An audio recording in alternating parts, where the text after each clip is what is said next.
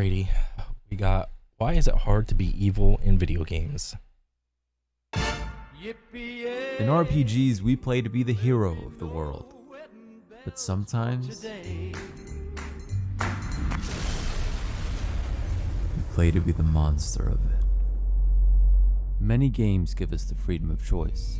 If you want to go on a killing rampage, Or at least they attempt to give you the illusion of free choice. in GTA, we can. If we want to disarm a nuke and become the town's savior, we can. You did it, didn't you? You disarmed that thing. If we want to arm and detonate the nuke, well, we can do that also. Ooh. Our playthrough can be whatever we want them to be. Good, evil, it's up to you. Embarking on a good playthrough is easy. Be nice to everyone, don't kill innocent civilians, don't steal, you get the idea. But taking on an evil playthrough is the opposite of that. In some games, it's easy to do these things. GTA is a prime example of a game that allows you to be a sinister character and not feel awful about it. Bro, you know what's weird about the difference of like being the good guy or taking like the good guy path and taking the bad guy path? It's like if you want to be the good guy, you essentially, for the most part, you just have to leave people alone in the video game and only help the people that are in distress get out of distress, essentially. But when you're doing like a bad guy playthrough, you literally have to do the opposite. You have to go out of your way to fuck with everybody in the video game. And if someone is in distress, you put them in more distress. Or you just kill them. Or, you know, which is, I don't know, I think it's kind of funny. Like, if you want to be the bad guy, you have to go out of your way to, like, interact with people. But if you want to be the good guy, you more or less just leave people alone and only help them if they need it. I don't know. I just think that's kind of funny. In that game, killing sprees of innocents is hilarious. No way! I'm not gonna do it! I'll do whatever you want. Being chased by patrol cars and helicopters as you've reached 5 stars is thrilling. Stealing cars is a joy, and pointing guns at people gives the player an incredible sense of power. Even though these things are downright horrible, no one thinks about that. Players are smart enough to understand that it's just a game and can disconnect their real-life morals when playing it. But for but mainstream news would like to say otherwise. some reason, the same cannot be said for other games. In games like Fallout 3, you have that same freedom, but the feeling is entirely different. You can kill everyone and steal whatever you want, but it comes at a high price. Living dangerously in these RPGs isn't really what players want to experience. So, it got me thinking, why is it easy to be evil in games like GTA, but hard in other games like Fallout 3 and New Vegas? Why is it so hard to play the evil route? And is being evil in games even worth it? I think it's going to depend on the developer and what they intend for you to get out of the game. Like, if they create a game and they have 2 paths and they put equal amounts of work into both paths, both the good and the bad path, then I think it should be pretty easy to, like, do either path. And then it's up for you to the player to figure out how much gray is in the middle or if there's no gray at all. Answers aren't as simple as you may think. We'll start with the first question. In games like GTA, it's easy to forget about morals when you commit crimes like mass murder and theft. Oh, yeah. that's depressing. Why? The people you kill are random NPCs. Yeah, you're set up in like this city environment and you just get guns doing the story, and whenever your character dies from whatever, you just spawn back in at the hospital. NPCs that have no effect on the story you play, nor do you interact with them in any sort of way. Oh, just on my way to a man's house. I'm gonna surprise him because I need some sex, okay? So when you kill one, sure, you end up getting a star and a couple of officers sent after you, but that star can easily be removed by just leaving the area. The game doesn't punish you at any point in the story for this, so you can continue to commit these crimes and not have to worry about it. I think it's really cool what GTA did with, you know, you can easily be the bad guy in GTA, but it doesn't really affect the story. Much the same way, or like in the opposite way, like if you were to play Mass Effect or something and you chose to be evil, your crew has there's like a set character story for each of like your little sidekick buddies or whatever. There are no real consequences. Morality is non-existent. But in games like Fallout 3 and New Vegas, it's a different story. So why is it hard to be evil in those games but not in GTA? To answer that question, we're going to talk about one of the biggest moral choices in gaming history. And that choice occurs in the post-apocalyptic RPG known as Fallout 3. Oh, dang. In Fallout 3, you play as the lone wanderer of the capital wasteland, a character that, for the first time in their life, emerges from a pre-war vault and into a post-apocalyptic world set in the future. The objective at first is simple: meet people around the wasteland in hopes to find clues on the whereabouts of your missing father. Oh, your daddy passed through here all right. Here and gone. Got what he came for and then left. I'm assuming you'll do the same, correct? When you're thrust into this world, you're likely to make your first stop at Megaton, a city made of and surrounded by metal scraps. The sheriff and the people of the city welcome you in with open arms. The citizens there seem friendly. They acknowledge your vault uniform and understand that you probably have no idea what's going on. Oh yeah, I Many forgot. of the town Bro, when I played Fallout 3, it was such a long time ago. citizens are rather fascinated by your arrival and want to know more about you. This helps the player feel attached to the city as you gain a sense of belonging from their kindness. Now, not everyone is nice to you. You have your handful of those that don't take kind to your presence, and to those you detest. While you're talking to people in hopes of getting info on what your father can be, an ominous man in a suit stops you. He informs you of a nuke in the center of town that can go off at any point, and that there is another town filled with rich folk that wants it blown up with the people surrounding it. In return, you're promised lots of money. The offer is essentially immoral. The sheriff hesitated, but he also requested you to work on the bomb. Only instead of detonating it, he wanted it disarmed to save the people. He couldn't offer much money because there wasn't much to give. Shit, I remember the now. town isn't exactly rich. So you're given 3 choices. 1, Bro, when I did this playthrough, I think I just disarmed it. I think I did the good guy playthrough. you can help neither and just let it be. Yeah, but no one really does that. 2, you can detonate the bomb, killing hundreds of innocents and getting rich off of it. Or 3, disarm the bomb and leave the town forever in your debt as they worship you as their savior. This is one of the biggest moral choices you make in the game. On one hand, you're completely broke and could use a large sum of money. But on the other hand, you just met these people who welcomed you and were friendly towards you. You had time to get to know the citizens, whereas you have no idea what the other people are like in this other town. A good choice. When you make the choice to disarm the nuke, the townspeople are forever grateful. You're given keys to a house. Every now and then, the citizens will stop you to show their gratitude by giving you all sorts of loot. Oh yeah. Okay, I do remember this. Like, I always remembered running around in this town, and I was like, why the fuck is everybody stopping me and just giving me shit? I just fucking forgot, man. Your good deed doesn't just stay within the town.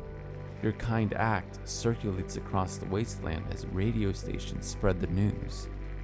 Your character also gains a large amount of good karma, which will help you in many interactions later on in the game. There's a lot to gain from doing this, but the same cannot be said for the latter choice. The bad choice. Tenpenny Tower is a wonderful place to live. You're not getting in. Let me in, goddammit. Again with the ghouls. It was all a matter of time. They were told they can't live here. I complained offhand one day about how I thought that heap of metal on the horizon was a bit of an eyesore. I assure you, they're worth 10 times as much in death as they are in life. Think of it as helping speed along the process of natural selection. Don't lose any sleep over it. I just gotta say, this is a nice little edit that you put together with all the tension building. Very nice.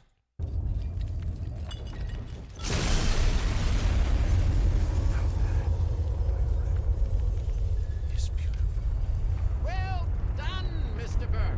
What a grand display of fireworks. I almost wish there was another nuke we could detonate. You don't see that very often. I'm glad you're pleased. I had help, of course. Quite right. And you are to offer him the reward we discussed. Now, all this bright light and wind has given me quite a thirst. Where's my scotch? To them, what you did was a show. Dang. A grand display of lethal fire that reached the skies was viewed with beauty rather than horror. The thought of the atrocity they committed went entirely over their heads. They didn't care about the people that died because they never really met them. But you did.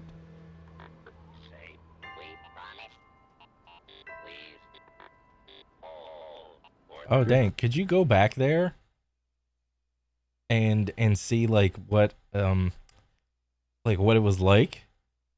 Like, is it just like a crater? Because I don't remember doing the blow up Megaton option and then going back. Dang! I think I might go back and play it again just to do that. Thanked for the job by being given your own room in the hotel and the loads of caps that were promised to you. Once you receive those things, you're off to continue your journey in the wasteland. Over the radio broadcast, you're the suspected reason that the bomb went off.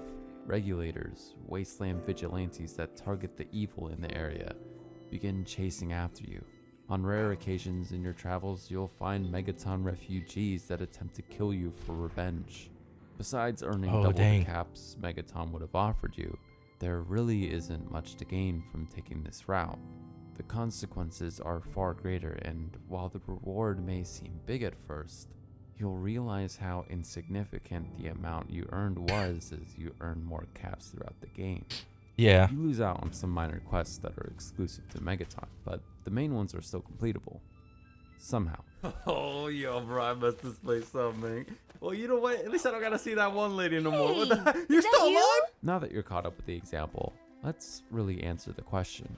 Why is it so hard to be evil in these games compared to something like GTA? In games like Fallout, when you kill an NPC in a town, you kill them for good. What have you... This is hopeless. They don't spawn back like they do in GTA. Your actions will have consequences until you improve your karma. And depending on the action you commit, it may take some time to get it back up. Until I mean, don't you have this option in like some of the Dark Souls games? Like, you can essentially kill like any NPC, but it's not necessarily going to be the most beneficial for you. Just go around swinging on every NPC or whatever, and all the quest givers and whatnot. But then again, in the Dark Souls games, there's not really like a good or a bad path. It's just, you can do this if you want. it improves, you reap what you sow. The NPCs are also interactable, unlike in GTA. You feel like you build connections with many of the people that pass by you. Depending on how you immerse yourself, they feel like real people, and that's all due to the writing that goes into these characters. Even with all that said, the game still gives you the liberty to go evil. But why is it still a challenge to take that path, knowing we're going to take it? What makes it so difficult? If we look at the option of choosing evil, we'll notice that with this choice, the consequences far outweigh the rewards. You get caps in a room, but with it, you gain infamy that will forever haunt your playthrough, even if you switch and only make good decisions afterwards. When you finally meet your father and get a chance to speak with him, he asks about what happened at Megaton, and when you tell him about it, he can't help but be disappointed with your actions. I raised you to be better than that. Better than the wastes. We'll talk more about this later. There's too much work to be done now to let this get in the way. Oh, dang. Wait, huh? That's it? You also Yeah, that kind of seems a little anticlimactic. If that was the dad's reaction to him realizing that his son was the one that destroyed Megaton. lose out on exclusive loot. There are these things that you collect all over the map called bobbleheads, and the strength bobblehead can only be found in Megaton. If you blow up Megaton without retrieving it, it's gone forever.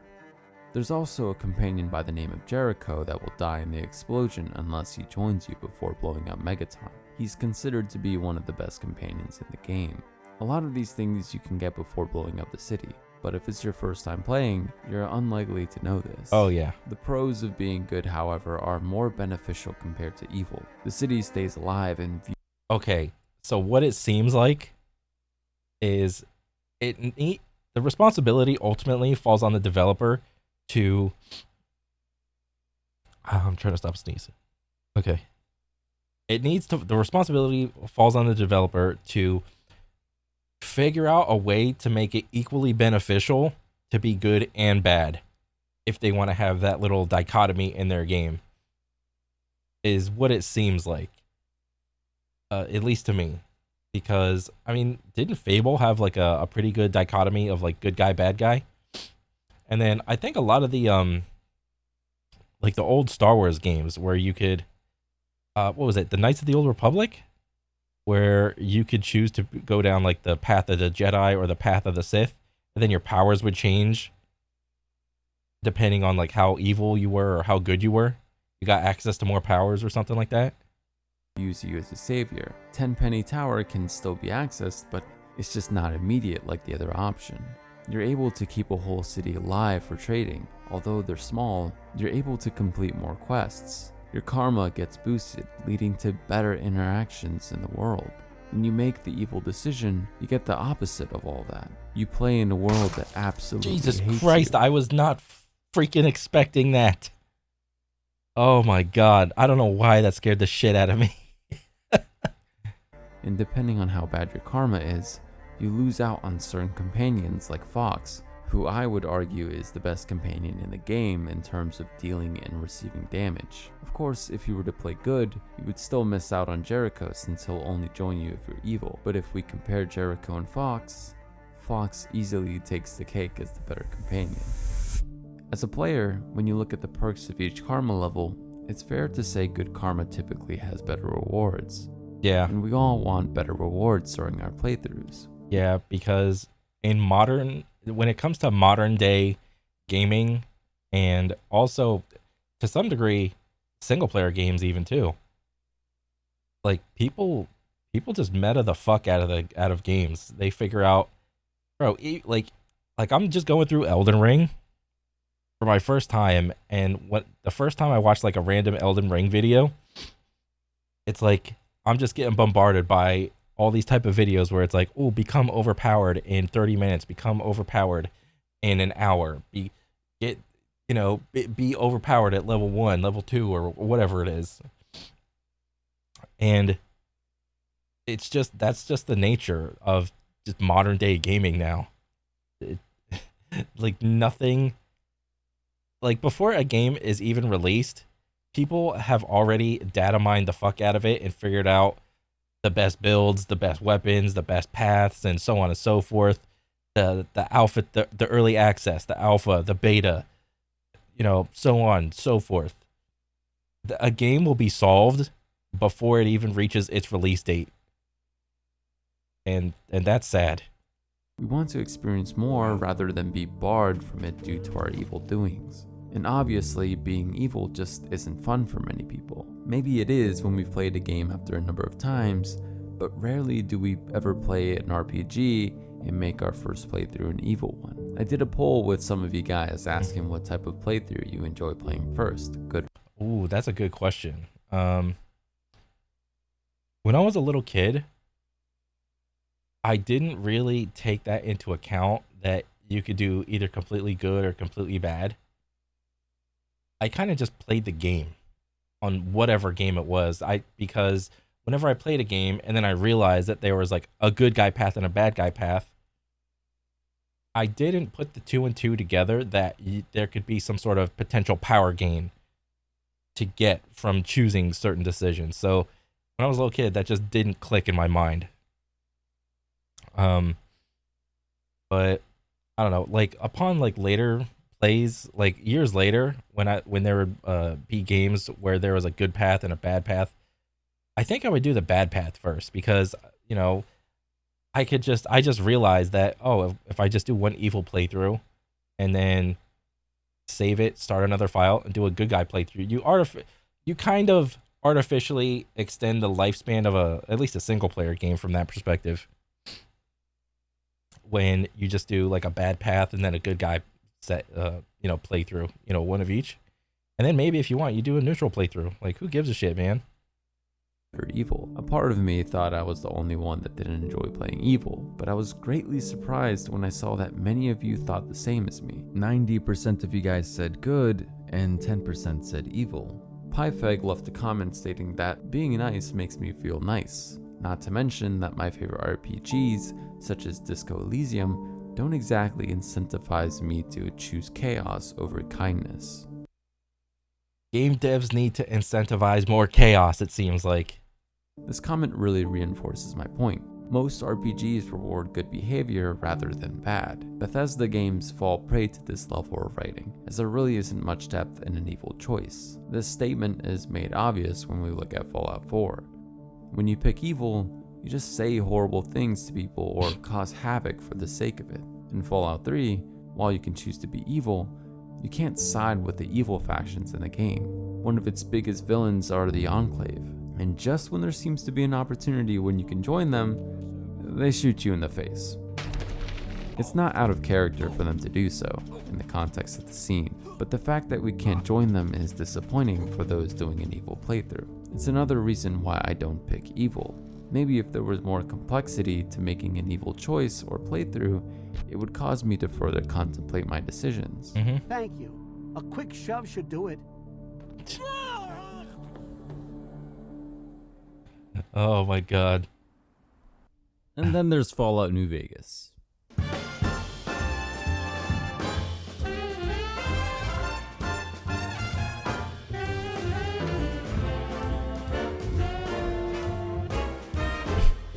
The choices aren't as simple as the other Fallout entries mentioned. Each choice you side with has its positives and negatives. The writing in the game is incredibly layered with the amount of choices you can make. I can go full in depth on Fallout New Vegas, but for the sake of the video's length, I'm going to focus on the factions in the game. In Fallout 3, you only have one faction to side with, which is the Brotherhood of Steel. In Fallout New Vegas, you have 4 different main endings you can choose. In the end of this game, you fight for control over the Hoover Dam. You can either side with Yes Man, Mr. House, the NCR, or the Legion. What makes this choice so difficult is that you're able to understand the faults of every choice, so it's a matter of weighing out which choice feels right to you. There isn't one option that is purely evil. Even the most moral and immoral factions have their issues. NCR, being the quote-unquote good ending, can be seen as problematic, as taking over the dam means even more stress added onto the army. Their forces are already stretched thin as is before the end of the game, so by having them cover... Okay, when I played Vegas, it was a little later after Fallout 3, but I'm trying to remember like what ending I got. I don't really remember. I'd have to, I don't know, maybe it's time to like go back and play it again. For more ground leaves them and the towns they occupy even more vulnerable. You kidding me, man? How are things? They're all fucked up, that's how things are. Everyone is either starving or dying out here, left out to dry by the rest of the NCR. They're also a faction that is trying to revert back to the same governing way that was before the Great War, a democracy that led to the Great War and caused the death of billions. They boast on how they're going to be different though, so take that how you want to. But from a moral standpoint, they beat out the Legion tenfold. With the Legion, one of their ways of keeping order is through sexism and slavery. They kill whoever disobeys and rely on the guidance of one man, Caesar. While he can be viewed as a villain for operating in this way, he backs his reason with a surprising amount of intelligence. He isn't just some guy in a Roman outfit. He's a man that knows how the NCR operates. Oh, I remember that group. That group was like really weird. I do remember like the slavery and the crosses and shit. But whenever I played that quest line, I was like, why does this not feel like a Fallout game right now? Like, because when you go back into the camp, you just see everybody dressed as like Romans, like Mad Max, but Romans. Sees through the cracks of it. Through many real philosophical readings, he's learned what humanity needs in the world. A full reset where guns and technology are removed from society. A way of life that prevents the likes of another great war from happening. If we look at the Yes Man ending, we see New Vegas, a city that the NCR and Legion have desperately wanted control over, become independent from either party. While it's nice to live without any outside party governing the city, it won't be sustainable for long as the forces they'll use to protect it, the Securitons, are limited. The same can be said for Mr. House's ending. But his ending is rather morally bankrupt as he would have no care for the citizens that live inside the city and outside of it. He's more hell-bent on himself. As you can see, there's no clear-cut good ending in this game. No faction is entirely good. A comment on the poll said it best. Honestly, I try to choose the ending that I feel like I would choose if I was in that situation. The ending you choose is whatever you feel is best for the Wasteland. It's these kind of decisions that are the most thought-provoking because they focus on what you morally believe. You could pick the Legion, but at least here you won't feel entirely horrible about it because you believe in some of the ideologies they present. But then again, Slavery is like, not cool. Obsidian themselves have made it obvious though that siding with the Legion is evil. Anytime you do any sort of job for them, you gain bad karma. So it really cements where you'll stand morally if you side with them. So one other thing is that I think when you first play New Vegas, and I'm talking about like your first playthrough of it, and I don't know, if I were to play New Vegas for the first time as a 30-year-old versus the first time as like a, I don't know, 12, 13, 14-year-old, or whenever I first played it, I would probably have different morals because I don't know, your mind just changes the older you get. And, you know, a lot of the times video games are just aimed towards the younger, like, young boys, essentially. And they're going to have some sort of, you know, morality system that they're going to go by. But, I mean, if I knew, like, if somebody were to tell me that there's multiple endings, like, if you just side with these guys, side with those guys, side with those guys and those guys, to tell me that there's like 4 different endings, and then I'm in the mindset of, oh, I want to have the most game time, I would just probably play a full playthrough for each ending, just because I don't know, that's kind of how I see it now. Like, if there's like so many variable endings, or at least like, I don't know, 4 in this case, then I mean, the first one is probably going to mean the most. Then, I don't know. That's a good question. Like, I would just want to experience them all. And to top it all off, Megan Starks, senior narrative designer over at Obsidian Entertainment, emailed to Wired that about 97% of its players prefer to align with the good path over an evil one. Quite a similar statistic compared to mine. While we can talk about which choice to provide. Bro, I remember, like, you know, those job application questionnaires, it's like 100 questions where it's like you strongly agree or strongly disagree or some bullshit like that. I would always get this one question where it's like, people try to naturally do good things, and it was like strongly agree, strongly disagree. And then once I realized that the whole test was a joke, it's just only put like strongly agree or disagree, like don't put any of that shit in the middle. I would just fill in the bubbles to make me seem like a good guy. So, yeah. Provides the better reward or game experience for the player, the biggest answer to the central question is obvious, but still the most important.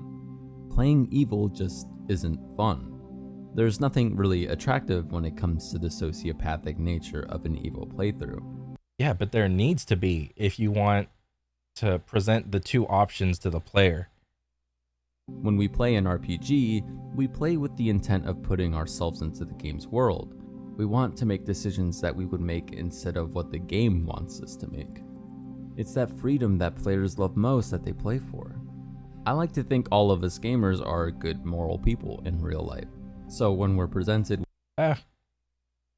kinda with a good or evil option, we typically pick the good one, because we all want to be the good guys. Even though evil paths are statistically rarely picked, developers of these games are actually okay with that. Stark stated in the email, "We could say, well then, why bother making a less morally good path at all? That's a lot of time and resources to develop a choice that most players won't ever experience. But having the choice itself is what's important. RPGs wouldn't be what they are if these evil choices didn't exist. If a game only consisted of good choices, the game would feel linear when that..." Yeah, I mean, but he makes a good point though. Like if players only play a game once, but there's two like options, like paths, like good guy, bad guy, and players only play it once on the good path, then developers are going to see those statistics and obviously put all of their, you know, work and effort into the good path and all the good content into the good guy path, and the bad guy path is just going to be left with like nothing but crumbs and shambles. So from that perspective, I kind of get it, but I don't know. Has there like what games have done like an overly good job doing like a bad guy path or something like that? I'd be curious to see. That's not what RPGs are meant to be. It gives the game more playability and a greater sense of freedom. While most of us only enjoy the good paths, without the risk of wrong and morally gray areas, there's no sense of conflict. And when a game lacks that, it lacks a purpose for the gamer to play it. Evil choices are never meant to be easy. If they're easy to you, you probably need to evaluate yourself. Or maybe you're just able to disconnect your real life morals without an issue. Yeah, because it's just a video game. If it's hard to make evil choices in a game, I don't believe that is an issue. If you make one and you feel absolutely horrible about it after, that's good. Because it means... I mean, well, here's the thing. If you find no issue, like choosing obviously the good guy path, well then there's an issue with that too, in that you may not have any critical thinking skills to figure out like all the nuances between a decision and what could happen. So there is that, like someone that just blindly picks like all the good guy choices. I don't know, that kind of seems boring. Means that the game did its job in providing you the freedom to do whatever you want. That was a good video. That was pretty cool. And I'm now a fan. So, yeah. This was a banger for sure, man. God dang. Yeah, I mean, there's been, I don't know, I've been opening up myself more and more to single player games, and I don't know, I would just like to see more games try to explore that good versus evil path, and you know, things you gain from the good side, things you gain from the bad side, and have them, instead of being like so swayed like more good and evil, like have them be more like neutral and just bring them up, you know. And even if it comes to the marketing aspect, it's like, bro, market the bad side. You know, it's not unpopular to do like the evil guy path. But no, I thought this was a great video, and I am a fan now. So yeah, that's pretty much it, guys. And I'll catch you on the next one. All right, later.